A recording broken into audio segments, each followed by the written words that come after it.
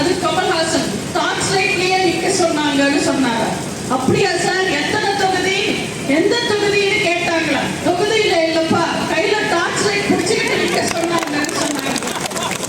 இதுல இவர் டார்ச் லைட்டை வீசி டிவியை உடைச்சாரு. நம்ம தான் தப்பா புரிஞ்சுக்கிட்டோம். அவர் அன்னைக்கே டார்ச் லைட்டை வீசினது டார்ச் லைட்டை உடைக்கதான், வீரமா எல்லாம் வீசல.